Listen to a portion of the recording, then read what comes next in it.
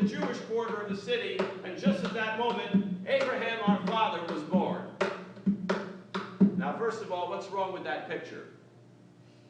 How could there be a Jewish quarter of the city when Abraham hasn't even been born yet? Right. Abraham was the first Jew. Don't be, I sang it for 5 years before somebody pointed that out to me. How could there be a Judaria, a Jewish ghetto, when there's no Jews yet because Abraham hasn't been born? I asked my Sephardic elders, and they shrug and they say, okay, so it's an anachronism, sue us. So, Abraham, our father, beloved father, light of our people Israel. The second verse, La mujer de Terach quedó preñada. The wife of Terach was with child. We have to stop here again, because wife of Terach, you notice mujer, not mujer, mujer. This was Old Spanish. Before that, came with a lisp. Okay, so mujer. Some people took Spanish. Okay, you know, mujer de Terach is wife of Terach, but Terach was who? Who was Terach? Anybody Jewish here? The descendant, the father of Abraham? The father, yeah. Abraham's father was Terach. That's right. Now, what was his mother's name? Not wife of Terach. She must have had a name, right? Oh, God. What was Abraham's mother's name? No, it wasn't no God. What I know. We don't know. It's a trick question. Trick question. Won't be on the final. Okay. We don't know whether we made up a name, Masalai Karvenu, so that we could say Kaddish for her Yortzeit. Went into Yiddish there for a little bit. But we don't have it in writing, so Mujer de Terach, wife of Terach. Quedó preñada was pregnant, but preñar is not used in modern Spanish anymore for human pregnancies. Embarazada. Human, usually women.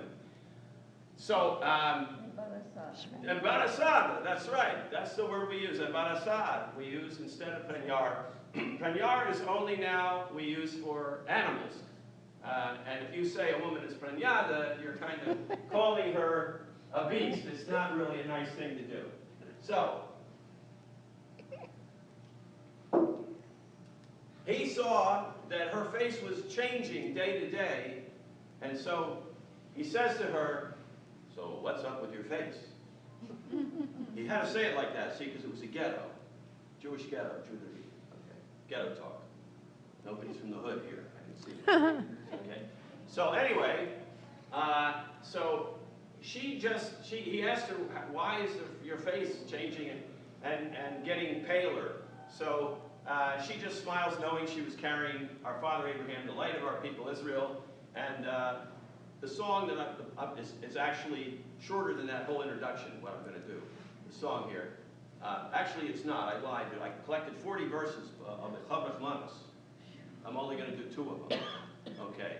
Now, I want to tell you that this song in Sephardic communities is sung for the Brit Milah ceremony. Anybody know what that is? A Bris. Circumcision. I noticed the women have an easier time saying that. In Yiddish, it's A bris. bris, right? So Brit Milah.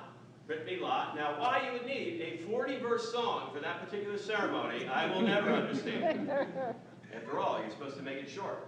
So, old joke. Sing the song, Mark. Here we go.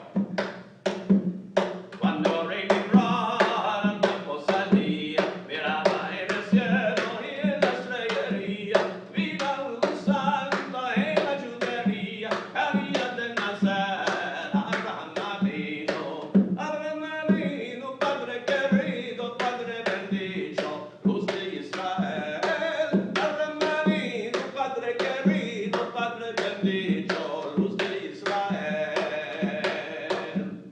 La mujer de Terach quedó preñada, de día en día él le preguntaba de qué tenés la cara tan demudada. Ella ya sabía el buen que tenía. Abraham Avinu, Padre querido, Padre bendito, luz de Israel. Abraham Avinu, Padre querido, Padre bendito, luz de Israel. Now this is the rhythm of the desert, of the Mediterranean, and the drum that I would normally have is a dunbek or a darabuka. It's an hourglass drum. And of course these rhythms are throughout North Africa and the entire Mediterranean, including Israel. Many of the songs, Israeli songs and dances are in this rhythm too. Maybe you know this one.